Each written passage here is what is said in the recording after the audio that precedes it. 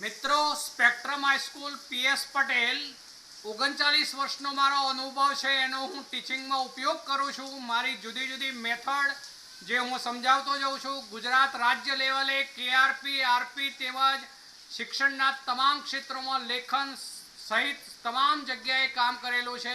એવા મારા બહોળા અનુભવનો હું ઉપયોગ મારા ટીચિંગ દરમિયાન કરું છું। મારો લાભ અવશ્ય લેજો એવું ખાસ જણાવું છું। Good morning all friends. जो આપણે ગઈકાલે જોઈ ગયા શું જોઈ ગયા હતા સંયોજકતા બંધન વાદ વેલેન્સ બોન્ડ થિયરી। એમાં એક શરત હતી કે કક્ષકો જે છે એ અર્ધપૂર્ણ હોવી જોઈએ, તેમના ઇલેક્ટ્રોનના સ્પિન પરસ્પર વિરુદ્ધ હોવા જોઈએ, તેવી બે જુદા જુદા પરમાણુઓની પરમાણ્વીય કક્ષકો જે છે એ સંમિશ્ર પામતી હોય છે, ઓવરલેપ થતી હોય છે, બરોબર, ઓવરલેપ થતી હોય છે, જેને કારણે આપણે છેલ્લે વિવિધ પ્રકારના સંમિશ્રણ જોઈ ગયા, જેમાં ધન સંમિશ્રણ જેમાં સમાન કલા સામસામે હોય એ ધન સંમિશ્રણ, ઋણ સંમિશ્રણમાં असमान कलाओ सामसामेथी सम्मिश्र पामे ऋण सम्मिश्रण, અને ત્રીજું આપણે જોયું તો શૂન્ય सम्मिश्रण।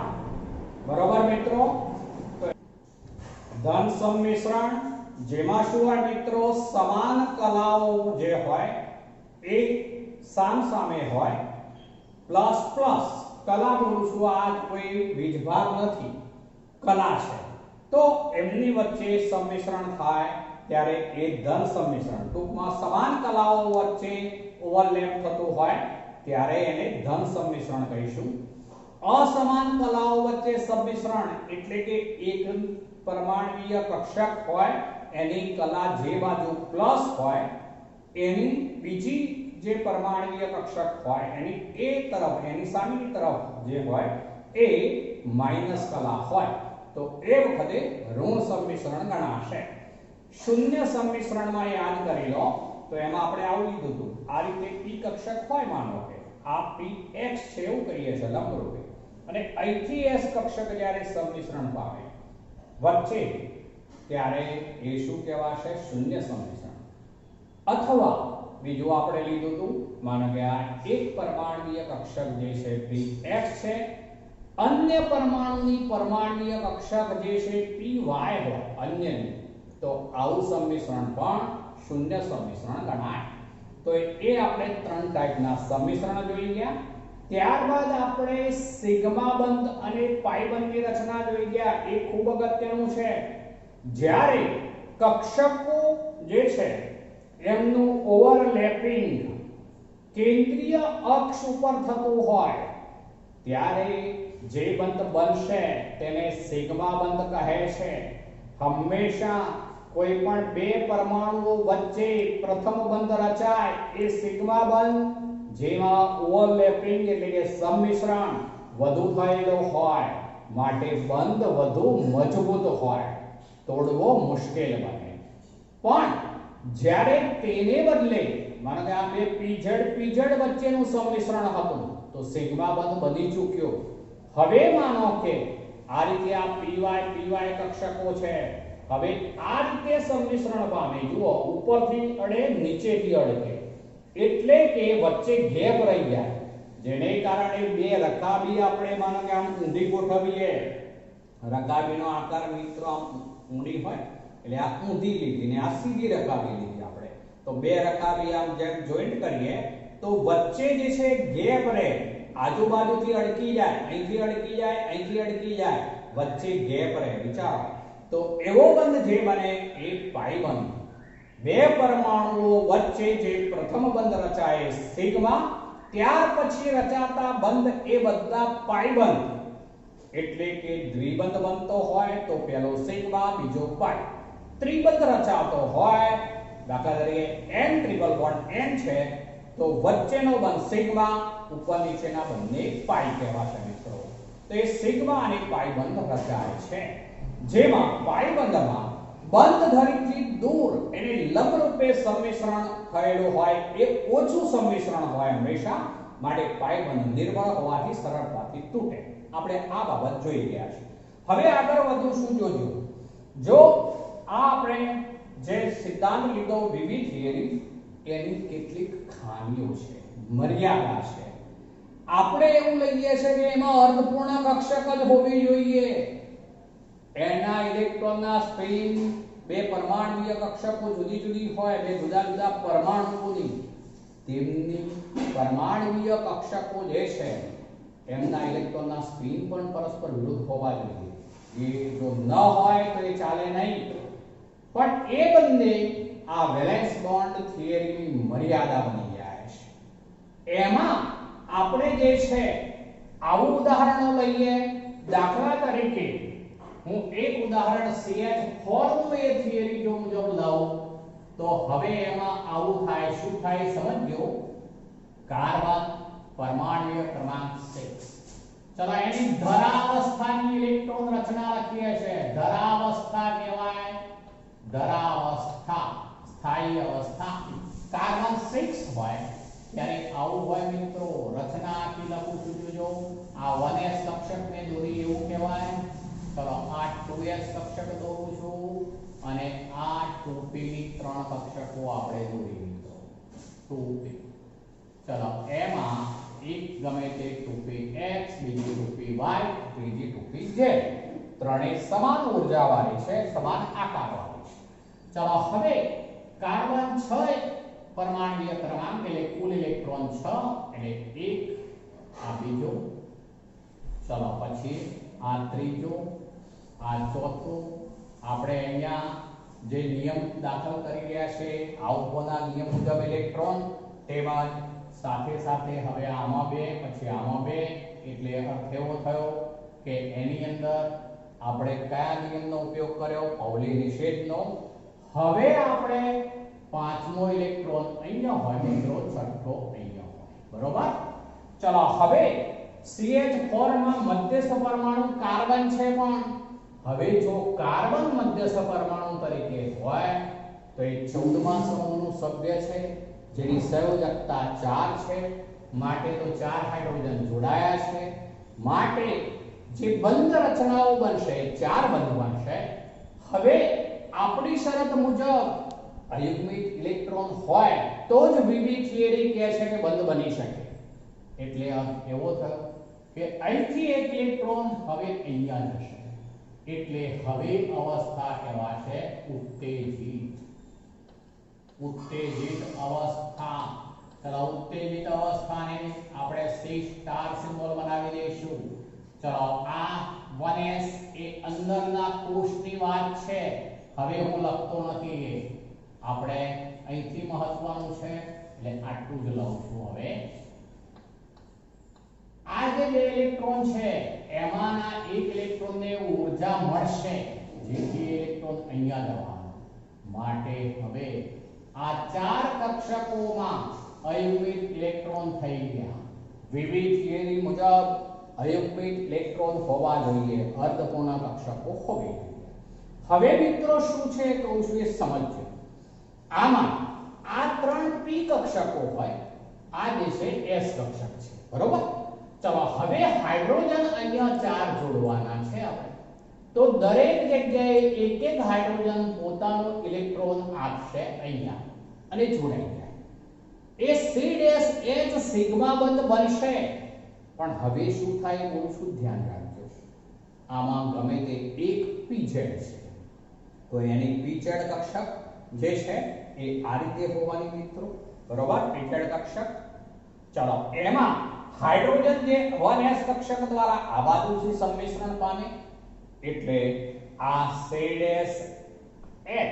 સિગ્મા બંધ બન્યો કહેવાશે. ચલો બીજી લઉં છું, ધ્યાન રાખજો. આ જે છે એને આપણે px કહી છે માનો કે, તો આ px અહીંથી હાઇડ્રોજન જોડાય એટલે બીજો આ hc આ જે બંધ બન્યો એ પણ સિગ્મા છે.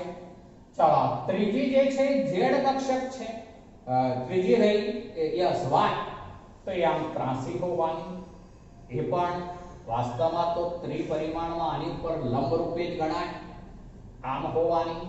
ચલો એમાં h અહીંયા હોય એની 1s કક્ષક અને આ જે છે py કક્ષક, એટલે એ પણ c ડેશ h સિગ્મા બન.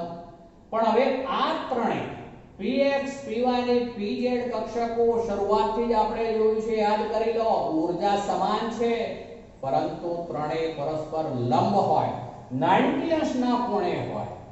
જેથી તો શું બને આ મુજબ, તો આ h આ c આ h ખૂણો કેટલા અંશનો થવો જોઈએ, તો 90 અંશનો. બરાબર.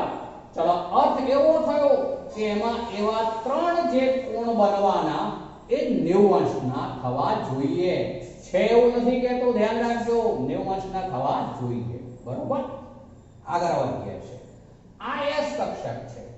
s કક્ષક તો ગોળાકાર હોય. બરાબર. ચલો એ અદિશ છે. ચલો બીજી હાઇડ્રોજનની s કક્ષક, આ કાર્બનની છે, આ હાઇડ્રોજનની છે. હવે એ તો આની સાથે સંમિશ્રણ ગમે તે દિશામાંથી પામી શકશે, કારણ કે s કક્ષક એ અદિશ છે, માટે એમાં કોઈ કોણનો સવાલ ઊભો નહીં થાય.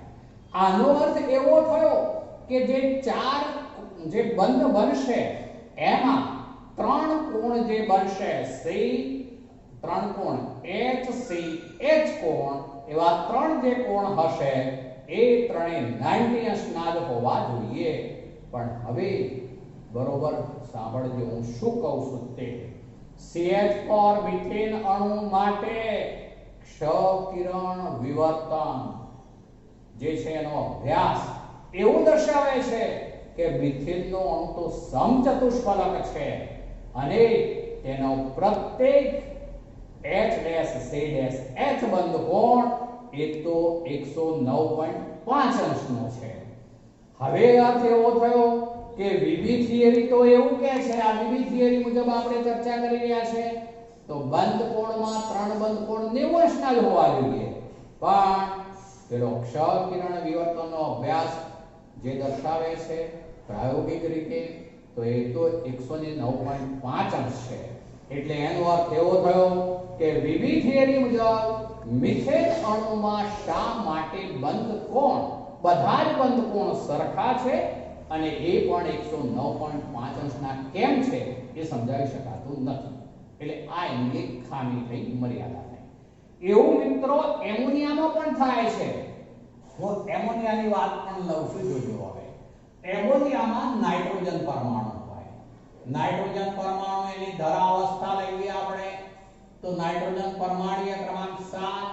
ચલો એની ઇલેક્ટ્રોન રચના મુજબ 1s માં 2 ઇલેક્ટ્રોન હોવાના. ચલો પછી 2s માં પણ 2 ઇલેક્ટ્રોન હોય. ચલો પછી 2p ની ત્રણેય કક્ષકોમાં એક ઇલેક્ટ્રોન હોય.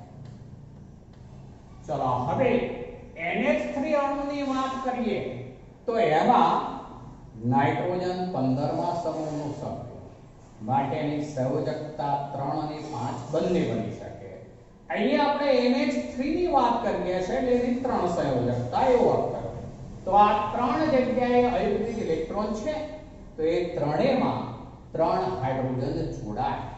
હવે આ પણ px py pz કક્ષકો છે, એ તો પરસ્પર લંબ હોય, 90 અંશના કોણે હોય. એ દરેક સાથે એક એક હાઇડ્રોજન જોડીએ તો એમોનિયામાં પણ પ્રત્યેક કોણ કેટલા અંશનો થવો જોઈએ, તો 90 અંશનો. પણ મિત્રો ક્ષ-કિરણ વિવર્તનનો અભ્યાસ તો એવું દર્શાવે છે કે એમોનિયા જે છે એમાં બંધ કોણ એ 107 અંશનો છે. તો એ પણ આ વીબી થિયરી જે છે એના આધારે સમજાવી શકાતું નથી. એની એક આ બીજી મર્યાદા થઈ. અહીંયા મેં ઉત્તેજિત અવસ્થાની આપણે જરૂર નહીં પડે મિત્રો, કારણ કે 3 અયુગ્મિક ઇલેક્ટ્રોન છે જ. ચલો હવે એને બદલે આ NH3 ની વાત કરી. બરોબર. CH4 માં બંધ કોણ વાસ્તવમાં કેટલો છે, તો 109.5 બરોબર. ચલો આમાં એમોનિયામાં બંધ કોણ કેટલો છે, તો 107. ચલો એ સમજાવી શકાતું નથી. ત્રીજું ઉદાહરણ લઈએ છીએ આપણે H2. ચલો H2O માં ઓક્સિજન છે, પરમાણ્વીય ક્રમાંક 8. ચલો એ મુજબ જો લઈએ તો 1s માં 2 ઇલેક્ટ્રોન, 2s માં પણ 2 ઇલેક્ટ્રોન. ચલો હવે આ 2p ની 3 કક્ષકો. ચલો હવે આપણે હુડના નિયમનું પાલન કરાવીએ છીએ. જોજો ક્રમબદ્ધ લખું છું 2 2 4 પાંચમો, છઠ્ઠો, સાતમો, આ આઠમો. બરોબર. હુડના નિયમ મુજબ મેં ઇલેક્ટ્રોન ક્રમશઃ દાખલ કર્યા. પહેલા દરેકમાં એક એક, પછી આ યુગ્મિત સ્વરૂપે આપ્યો. હવે આમાં બે અયુગ્મિત ઇલેક્ટ્રોન છે. H2O માં બે સંયોજકતા, બે હાઇડ્રોજન છે. બરોબર. ઓક્સિજન 16 માં સમૂહ સભ્ય. સંયોજકતા 6 પણ હોઈ શકે અને 2 પણ હોઈ શકે. તો અહીંયા 2 છે, H2O છે. તો આ બે અયુગ્મિત ઇલેક્ટ્રોન છે. માટે આ જગ્યાએ એક એક હાઇડ્રોજનના ઇલેક્ટ્રોન જોડીએ તો OH બે સિગ્મા બનતો બને. બરોબર છે. પણ હવે એમાં પણ આ માનો કે y અને x કક્ષકો છે તો એ તો પરસ્પર લંબ હોય. માટે એમાં પણ બંધ કોણ થવો જોઈએ 90° નો જ. 90° ના બંધ કોણ થવા જોઈએ. પણ H2O માં તો બંધ કોણ છે 104.5. તો આ જે ઉદાહરણો લીધા આપણે કે શા માટે મિથેનમાં 109.5 છે, શા માટે એમોનિયામાં 107 બંધ કોણ છે, અને H2O માં પ્રત્યેક H2O માં જે બંધ કોણ છે 104.5 છે, જે વિવિધ થિયરીને આધારે સમજાવી શકાતું નથી. અહીંયા સિગ્મા બંધ સમજાવી શકાય છે પણ તેમ છતાં બંધ કોણ સમજાવી શકાતા નથી. માટે વિવિધ થિયરીની આ મર્યાદાઓ થાય છે. માટે હવે આપણે સંકરણનો વિકલ્પ વિચારવો પડશે, જે વિવિધ થિયરીમાં જ આગળની વાત છે. પણ હવે સંકરણ શબ્દ ઉપર આવીએ છીએ. હવે સંકરણ, સંકરણ શબ્દ, આમ તો સંકર શબ્દ ઇંગ્લિશ શબ્દ છે, હાઇબ્રિડાઇઝેશન. એનો અર્થ એવો થાય, સાદી ભાષામાં કહું તો જુદી જુદી ઓલાદ કહેવાય અથવા જુદી જુદી ક્વોલિટી કહેવાય. એવી ક્વોલિટીને મિક્સ કરવામાં આવે અને એમાંથી સારી ઓલાદ બનાવવામાં આવે, એમની વચ્ચે સંકરણ કરાવવું કહેવાય. તો અહીંયા પણ જે એક જ પરમાણુની, શરત બોલું છું ધ્યાન રાખજો, એક જ પરમાણુની ઊર્જા તફાવત ઓછો હોય તેવી, ઊર્જા તફાવત ઓછો હોવો જોઈએ તેવી પરમાણ્વીય કક્ષકો એકબીજામાં સંમિશ્ર પામી સમાન ઊર્જા અને સમાન આકાર ધરાવતી નવી કક્ષકોની રચના કરે છે. એને સંકરણ કહે છે. ફરીથી બોલું છું, આમાં અને સંમિશ્રણમાં થોડોક તફાવત એ કે સંમિશ્રણમાં બે જુદા જુદા પરમાણુઓની કક્ષકો વચ્ચે સંમિશ્રણની વાત હતી મિત્રો. અહીંયા સંકરણની વાત છે એ એક જ પરમાણુની ઊર્જા તફાવત ઓછો હોય તે કક્ષકો, પરમાણુય કક્ષકો એકબીજા સંમિશ્ર પામી સમાન ઊર્જા અને સમાન આકાર ધરાવતી તેટલી જ સંખ્યામાં નવી કક્ષકોની રચના કરે છે, તેને સંકરણ કહે છે. એટલે એનો અર્થ એવો થયો મિત્રો કે સંકરણ માટે શરત થશે કે એક જ પરમાણુની કક્ષકો હોવી જોઈએ. બીજી શરત એ કે સંમિશ્ર પામતી પરમાણુય કક્ષકો વચ્ચે ઊર્જા તફાવત ઓછો, એટલે કે લગભગ સમાન ઊર્જા હોવી જોઈએ. લગભગ શબ્દ મૂકીએ છીએ આપણે, એટલે કે સમાન, લગભગ સમાન ઊર્જા હોવી જોઈએ. ત્રીજી શરત એ કે જેટલી સંખ્યામાં પરમાણુય કક્ષકો સંમિશ્રણ પામશે તેટલી જ સંખ્યામાં સંકરણને અંતે પણ પરમાણુય કક્ષકો ઉત્પન્ન થશે. સંખ્યા બદલાશે નહીં. આ ત્રીજી બાબત. ચોથી બાબત એ કે સંકરણ પામતા પહેલા કક્ષકોનો આકાર જુદો જુદો હોઈ શકે, ઊર્જામાં થોડો થોડો તફાવત હોઈ શકે, પણ સંકરણ પામ્યા બાદ જે કક્ષકો બનશે એ કક્ષકો આકારની રીતે, ઊર્જાની રીતે દરેક રીતે સમાન હોય છે, સમાન લાક્ષણિકતા પ્રાપ્ત કરી લેશે. સંકરણ બાદ કક્ષકો સમાન લાક્ષણિકતા પ્રાપ્ત કરી લે છે એ ઘટના એ સંકરણ તરીકે ઓળખાશે. તો સંકરણમાં આપણે કેટલીક શરતો બનાવી. એક જ પરમાણુની પરમાણુકીય કક્ષકો વચ્ચે જ સંકરણ થાય. બીજું તે જેટલી સંખ્યામાં પરમાણુકીય કક્ષકો ભાગ લે સંકરણમાં તેટલી જ નવી જે છે સંકરણ પામ્યા બાદ પણ કક્ષકો બનશે. ત્રીજી બાબત, સંકરણ પામતી કક્ષકો વચ્ચે ઊર્જા તફાવત એ નહિવત હોવો જોઈએ, એટલે કે લગભગ સમાન ઊર્જા હોવી જોઈએ. આ ત્રીજી શરત. સંકરણ પામ્યા બાદ જે કક્ષકો બનશે તે દરેક રીતે સરખી, આકાર પણ સરખો, ઊર્જા પણ સરખી. સંકરણ પામતા પહેલા ઊર્જા જુદી જુદી હોઈ શકે છે પણ ઓછો તફાવત, આકાર જુદો જુદો હોઈ શકે છે પણ સંકરણ પામ્યા બાદ સમાન આકાર, સમાન ઊર્જા. તો એ રીતે આ સંકરણ તરીકે ઓળખાશે. આપણે વિવિધ પ્રકારના સંકરણો ઉપર જઈએ છે. હવે ધ્યાન રાખજો.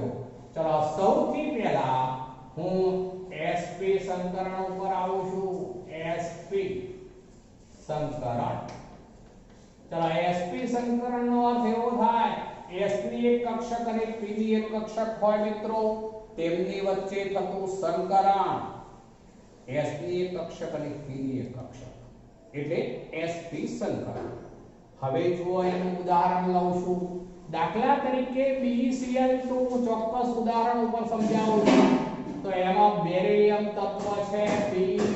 ચલો બેરિલિયમ B જેનો પરમાણુકીય ક્રમાંક થશે મિત્રો 4. ચલો એમાં ધરાવસ્થા હોય ત્યારે આવી રચના હોય. ધરાવસ્થામાં 1s.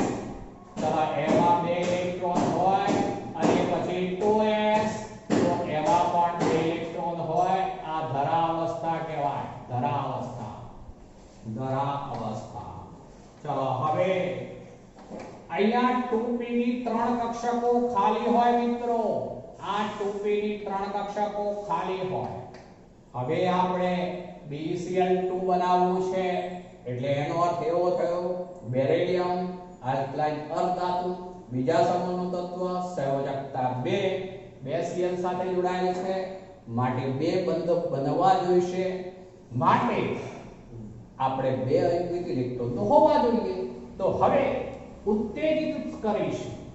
ચાલો ઉત્તેજિત થાય ત્યારે સ્ટાર નિશાની કરી દેવાની. આ ઉત્તેજિત અવસ્થા. ઉત્તેજિત અવસ્થા. ચાલો ઉત્તેજિત અવસ્થામાં આવું થઈ જશે. આ એમને રહેશે મિત્રો. 1s માં છે એમને જ, પણ એક અંદરનો કોષ છે એટલે મેં જુદું પાડી દીધું. ચાલો આ સંયોજકતા કોષ કહેવાય. આ સંયોજકતા કોષ એ 2 નંબર એવું કહેવાય. સંયોજકતા કોષમાં 2s માં જે 2 હતા એમાંનો એક ઇલેક્ટ્રોન જે છે ઊર્જા મળવાથી 2p માં જશે. ચલો આ ઊર્જા માટે ઉત્તેજિત થવા માટે જે ઊર્જા જોઈએ બંધ નિર્માણ થાય ત્યારે મુક્ત થતી ઊર્જા એને સરભર કરી દેશે. માટે અહીંયા આ 2 અયુગ્મિક ઇલેક્ટ્રોન બની ચૂક્યા. હવે અહીંયા સંકરણની વાત છે. જુઓ બરોબર, એક 2s કક્ષક છે, એક 2p કક્ષક છે. આ 2 કક્ષકો બંને 2 ક્રમની છે. સંયોજકતા કોષ એક જ છે. તેમની વચ્ચે ઊર્જા તફાવત પણ ઓછો હોય પણ એક s કક્ષક તો એ તો ગોળ દડાકારની અદિશ છે. બીજી p કક્ષક એ ડમ્બેલ્સ આકારની હોય જે s કરતા થોડીક વધુ ઊર્જા હોય પણ ઊર્જા તફાવત ઓછો હોવાથી આ 2 કક્ષકો સંમિશ્રણ પામશે. તેમની વચ્ચે સંકરણ થશે. આ એક જ પરમાણુની કક્ષકો વચ્ચે સંકરણ કરાવું છું. જોજો હવે સંકરણ બાદ જે છે 2 નવી કક્ષકો બનશે જેમાં એક લોબ આ રીતનો મોટો હોય, આ પ્લસ, આ બીજો લોબ નાનો છે. આ એક નવી સંકરણ પામેલી કક્ષક મેં બતાવી બીજી કક્ષક બતાવું છું સંકરણ પામેલી, જોજો આ અહીંથી લઉં છું તો બીજી જે સંકરણ પામેલી કક્ષક હોય એમાં આવું આમ વિરુદ્ધ દિશામાં હોવાનું, આ આવું હોવાનું. આ મોટો વિભાગ એ પ્લસ કલા, આ નાનો વિભાગ એ માઈનસ કલા. તો આ બેરિલિયમનું કેન્દ્ર છે બી. ચલો એની આ કઈ કક્ષક કહેવાય તો sp સંકૃત કક્ષક એવું બોલાય, સંકૃત શબ્દ વપરાય એટલે કે sp સંકરણ પામેલી એક કક્ષક છે. આ બીજી કક્ષક છે sp સંકૃત કક્ષક. ચલો જેમાં 50% s લાક્ષણિકતા, 50% p લાક્ષણિકતા, બંનેની સરખી લાક્ષણિકતાથી નવી કક્ષક ઉદ્ભવી. અર્થ કેવો થયો? આનો આકાર મિત્રો ડમ્બેલ્સ આકાર નહીં કહેવાય, ધ્યાન રાખજો. આ લોબ જે છે એની કલા પ્લસ, એની સાથે આ માઈનસ લોબ નાનો છે. ચલો આ લોબ જે છે પ્લસ એની કલા, આ લોબ નાનો છે માઈનસ કલા. એક કલા છે પ્લસ માઈનસ, હજુ ફરીથી બોલું છું. ચલો સંકરણ પામીને આ બંને કક્ષકોની ઊર્જા પણ સમાન બની કહેવાય, આકાર પણ સમાન છે. હવે જુઓ મેં બે એટલા માટે એક પહેલા દોરી પછી બીજી દોરી, બંનેની ઊર્જા સમાન છે, બંનેના આકાર સમાન છે. હવે બે ક્લોરીન છે. ચલો ક્લોરીન જે છે પરમાણ્વીય ક્રમાંક યાદ કરી લો 17, માટેની ઇલેક્ટ્રોન રચના બોલું છું યાદ રાખજો નિયોન. ચલો પછી 3s2 3px2 3py2 3pz1. એટલે અર્થ એવો થયો કે ગમે તે એક p કક્ષકમાં એક અયુગ્મિક ઇલેક્ટ્રોન રહેલો છે. ચલો આ sp સંકૃત કક્ષક એટલે હું હવે અહીંયા સંકરણ બતાવી દઉં છું, ધ્યાન રાખજો. અહીંયા સંકરણ સહિતની વાત કરી લઉં છું. હવે સંકરણ બાબત જે છે એ આવી થઈ જાય. સંકરણ બાદ આ બંનેની ઊર્જા સમાન થઈ જાય. હું અલગ બતાવું તો આવું લેવું પડે. આ તો અંદરની કક્ષક છે, એને આપણે આ બતાવ્યું બને, પણ આ બે જે છે એ વચ્ચે સંકરણ થઈ ગયું. આ બે વચ્ચે સંકરણ થઈ ગયું. ચલો આ જે છે એ સંકરણનો ભાગ નથી લેતી, બાકીની બે કક્ષકો સંકરણનો ભાગ નથી લેતી. મેં અલગ પાડી દીધી. આ કક્ષક આ સંકરણમાં વપરાય ગઈ એવો અર્થ થયો. આ સંકરણ વાળી કક્ષકો મેં વચ્ચે લખી દીધી. કયું સંકરણ છે? sp સંકરણ એવું કહેવાશે. બંને એકબીજા વચ્ચેનો કોણ 180 નો બને એ રીતે ગોઠવાયેલી થાય મહત્તમ અંતરે, કારણ કે અપાકર્ષણ શક્તિ એટલું ઘટવું જોઈએ. બંનેમાં એક એક ઇલેક્ટ્રોન એમના પોતાના છે. હવે બે ક્લોરીન જે છે એમાં અહીંયા એક ક્લોરીનનો ઇલેક્ટ્રોન આ ડેશ ડેશ દ્વારા દર્શાવ્યો મેં. હવે દાખલ કરું છું અહીંયા બીજા ક્લોરીન પરમાણુનો ઇલેક્ટ્રોન. એટલે હવે મારે આવું બતાવવું પડે. એ તો ક્લોરીનની ગમે તે p કક્ષક હશે માટે એનો આકાર તો ડમ્બેલ્સ આકાર જ હોય મિત્રો. એટલે એ તો આ રીતે જ બને. આ બાજુથી આ મેં કોઈ એક p કક્ષકનું સંમિશ્રણ કરાવ્યું કહેવાય. ગમે તે p કક્ષક હોય આ બંને સંમિશ્રણ પામી જુઓ તો p અને sp વચ્ચે આ બંધ બન્યો કહેવાશે. એટલે આ બાજુ બની ગયો 2-Cl1. આ એક ક્લોરીન જોડાઈ ગયો સિગ્મા બોન્ડ.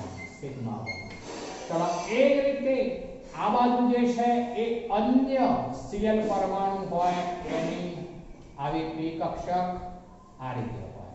ચલો એ ડમ્બેલ્સ આકાર, આનો ડમ્બેલ્સ આકાર જ હોય. ચલો એ બીજી p કક્ષક છે એટલે એ પણ sp અને p વચ્ચેનું સંમિશ્રણ થયું માટે એ આ બાજુથી Cl જોડાશે અને એ પણ સિગ્મા બંધ બન્યો. તો આ રીતે BCl2 અણુ કયો છે તો રેખીય છે. રેખીય બંધ કોણ કેટલા અંશનો મિત્રો તો 180 અંશનો બંધ કોણ. બરોબર. ચલો આ આપણે BCl2 ની રચના સમજાવી શક્યા.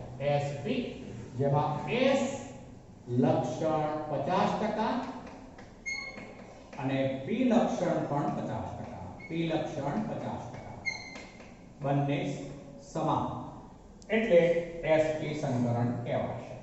ચલો બીજું ઉદાહરણ લઉં છું જેમાં આપણે હવે લઈએ છે sp2 ચલો sp2 લઉં છું ધ્યાન રાખજો હવે બોલાશે sp2 sp નો વર્ગ નથી બોલાતો ધ્યાન રાખજો બોલું છું કેવી રીતે sp2 સંકરણ કહેવાશે ચલો sp2 સંકરણ અર્થ એવો થશે કે જેમાં s ની એક કક્ષક અને p ની બે કક્ષકો હોય અર્થ એવો થાય ચલો એનું ઉદાહરણ લઉં છું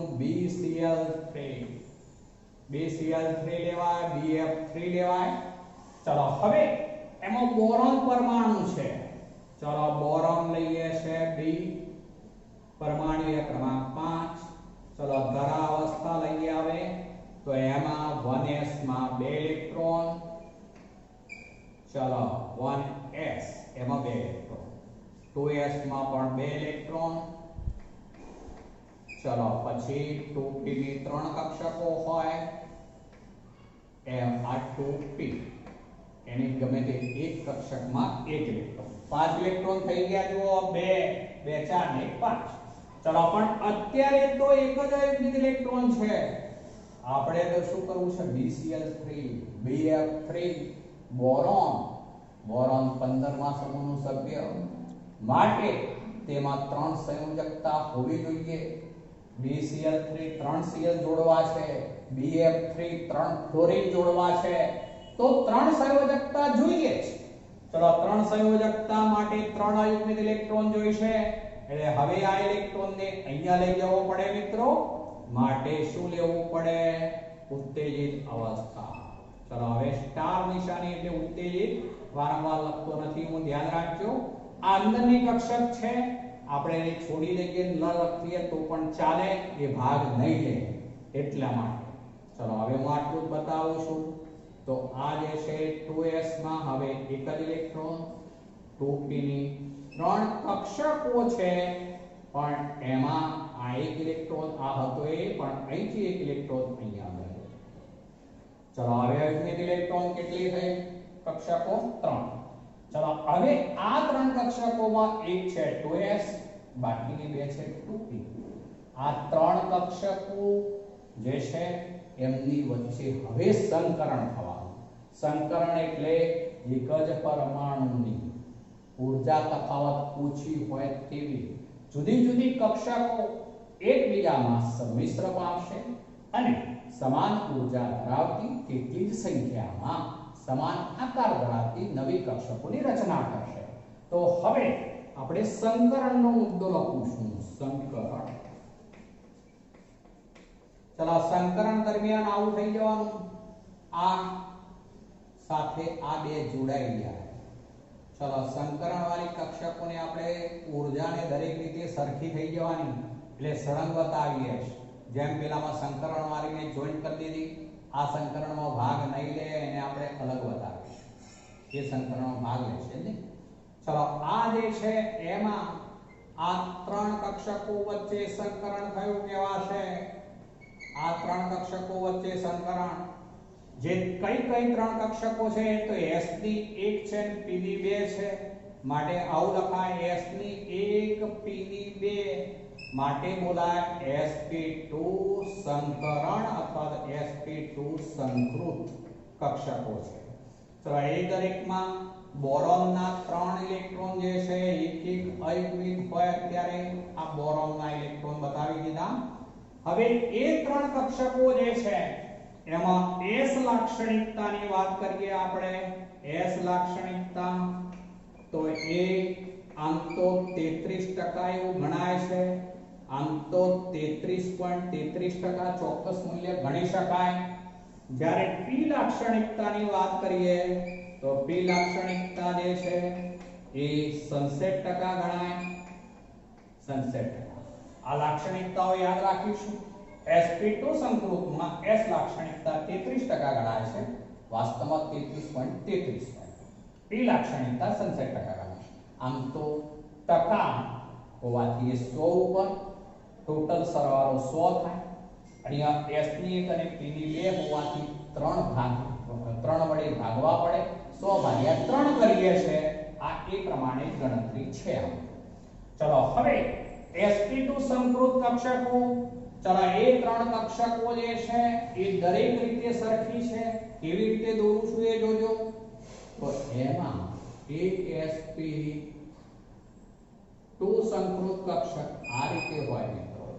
મોટો લોબ હોય એની કલા પ્લસ બતાવવાની, નાનો લોબ હોય એની કલા માઈનસ બતાવવાની. ચલો આ કક્ષકો વચ્ચે અપાકર્ષણ શક્ય એટલું ઘટવું જોઈએ, માટે એકબીજા વચ્ચેનો કોણ મહત્તમ બનવો જોઈએ. આનો લોબ પ્લસ, આ માઈનસ. ચલો આ જે છે આ બાજુ હોવાનો ત્રીજો, આ જે છે પ્લસ કલા અને આ જે છે એ જે નાનો ભાગ હોય એ માઈનસ. ચલો આ વચ્ચે બોરોન નું સેન્ટર છે, બોરોન નું આ ત્રણે આ પણ sp2, આ પણ sp2, આ પણ sp2, બધી જ sp2 સંકૃત કક્ષકો છે. sp2 sp2. ચલો હવે BCl3 હોય કે BF3 પણ હોઈ શકે, BF3 પણ હોઈ શકે. ફ્લોરીન હોય તો ચેન્જ શું હોય મિત્રો? ફ્લોરીન નો પરમાણ્વીય ક્રમાંક 9 છે, તો એની ઇલેક્ટ્રોન રચનામાં આપણે હિલિયમ, પછી 2s2, 2px2, 2py2, 2pz1, એટલે એનો અર્થ એવો થયો કે જે એક ઇલેક્ટ્રોન ધરાવતી p કક્ષક હશે એ કક્ષક જે છે એનો ઇલેક્ટ્રોન અહીંયા જે છે આપશે. આ એક ઇલેક્ટ્રોન ડેશ ડેશ દ્વારા બતાવ્યો. અહીંયા Cl લઈએ કે F લઈએ, હું ફરીથી બોલું છું. આ Cl નો ઇલેક્ટ્રોન ડેશ ડેશ વાળો, આ પણ Cl નો ઇલેક્ટ્રોન, આ પણ Cl નો ઇલેક્ટ્રોન અથવા ફ્લોરીન નો ઇલેક્ટ્રોન એવો અર્થ થશે.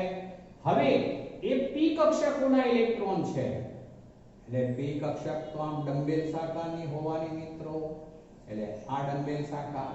ચલો આ સમિશ્રણ થયું, આ p અને sp2 વચ્ચે સમિશ્રણ એટલે આ BCl એક બંધ બની ગયો મિત્રો. B આ Cl એક બંધ બની ગયો. ચલો આ બાજુ જે છે તો આમાં પણ બીજી, હવે બીજો Cl એની કોઈ એક p કક્ષક અહીંથી સમિશ્રણ પામી એટલે એ પણ sp2 અને p સમિશ્રણ, તો આ B-Cl સિગ્મા બંધ બન્યો. ચલો એ જ રીતે ઉપરથી જે છે એ ત્રીજી કક્ષક આમાં સમિશ્રણમાં જોડાશે. ચલો આ રીતે આ જે છે p કક્ષક. ચલો એ તો સંપૂર્ણ ડંબેલ સાકાર જ હોય, ધ્યાન રાખજો. ચલો અહીંયાથી સમિશ્રણ થયું કહેવાય, આ sp2 અને આ p સમિશ્રણ. તો એ રીતે એ પણ Cl, આ ત્રણે સિગ્મા બંધ. ચલો આ દરેક બંધ કોણ કેટલા અંશનો? 120 અંશનો.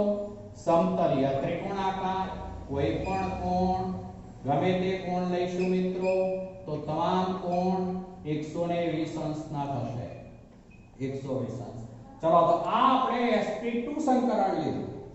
sp3 ઉપર આવું છું હવે જોજો. ચલો એમાં કાર્બનનું ઉદાહરણ કામ લાગશે એટલે આ અવસ્થા જે છે એ ધરાવસ્થા.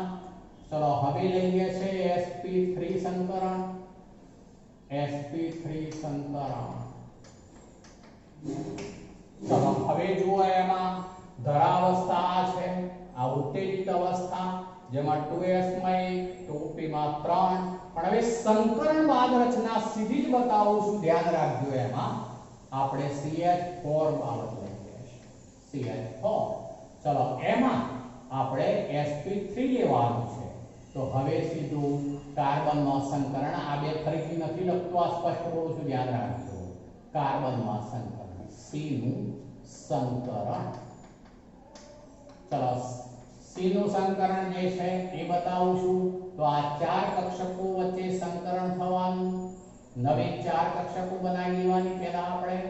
ચલો નવી ચાર કક્ષકો બનાવી દઈએ છે.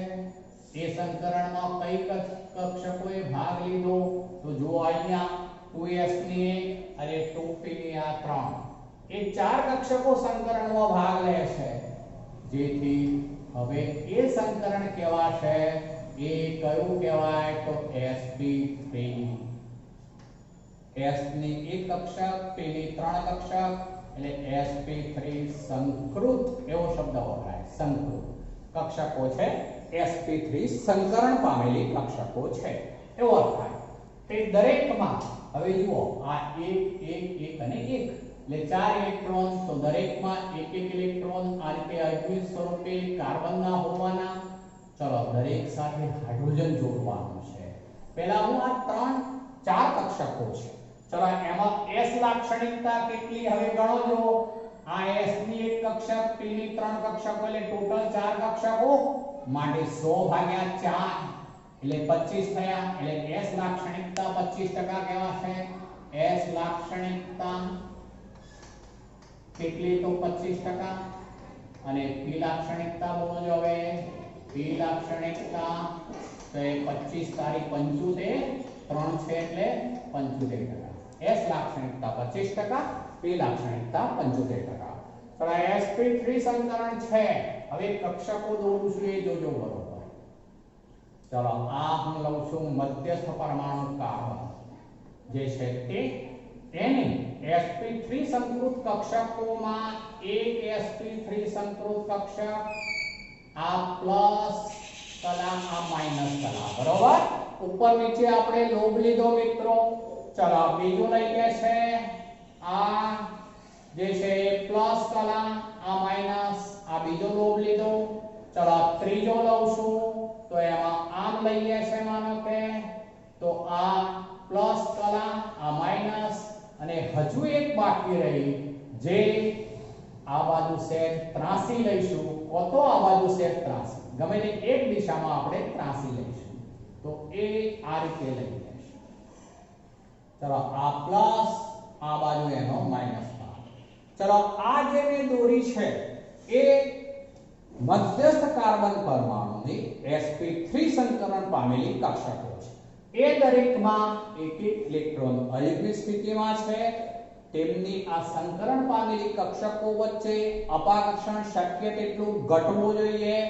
માટે તેઓ એકબીજા વચ્ચેનો મહત્તમ કોણ બને તે રીતે ગોઠવાય જેથી આ પ્રત્યેક બંધ કોણ છે એ 109.5 અંશનો થઈ જશે મિત્રો. જેમ અહીંયા 120 અંશ થયો અહીંયા 109.5 અંશ થવાનો. ચલો 4 હાઇડ્રોજન જોડવાના છે તો અહીંયા આ એક હાઇડ્રોજનનો ઇલેક્ટ્રોન જે 1s કક્ષકનો હોવાનો. આ બીજો હાઇડ્રોજન, આ ત્રીજો હાઇડ્રોજન, આ ચોથો હાઇડ્રોજન એટલે 4 હાઇડ્રોજન અહીંયા જોડીશું. હાઇડ્રોજનની કક્ષક કેવી હોય તો એ તો 1s હોય ગોળાકાર જ હોય. એટલે આ sp3 અને આ s વચ્ચે સંમિશ્રણ જેથી આ c આ બંધ h સિગ્મા બંધ. ચલો અહીંયા બીજો હાઇડ્રોજન જોડાશે તો આ પણ s અને આ sp3 વચ્ચેનું સંમિશ્રણ એટલે આ c h સિગ્મા બંધ.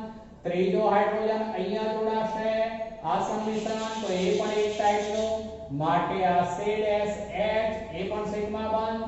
ચોથો હાઇડ્રોજન અહીંથી સંમિશ્રણ પામીને જોડાશે એ જ પ્રકારનો બંધ છે તો આ ચોથો CH બંધ મિત્રો. ચલો આ 4 CH ચારે ચાર સિગ્મા બંધ છે. અહીં હવે તેમની વચ્ચેનું અપાકર્ષણ શક્ય એટલું ઘટવું જોઈએ તે માટે HCH આ બંધ કોણ એ કેટલા અંશનો થવાનો મિત્રો તો 109.5 અંશ. તો આમ સંકરણને આધારે આપણે આ જે છે એ CH4 અણુનો આકાર સમજાવી શક્યા. જે શરૂઆતમાં આપણે નહોતો સમજાવી શકતા તે 90 અંશનો હોય એવું કહેતા હતા કોઈ પણ કોણ. જ્યારે અહીંયા હવે આ બધા જ કોણ જે છે એ સમચતુષ્ફલક આકાર છે એવું કહેવાશે. આ બધાને જોડી દઈએ આમ મિત્રો તો આ જે આકાર બનવાનો એ સમચતુષ્ફલક આકાર કહેવાશે અને બંધ કોણ કોઈ પણ લઈશું તો 109.5 અંશનો થવાનો. આવી જ રીતે આપણે H2O અણુ માટે સમજાવી શકીએ, એમોનિયા માટે પણ સમજાવી શકીએ. ચલો આજે આટલે સુધી રાખીએ છીએ. એ બે બાબત ચર્ચા આવતી વખતે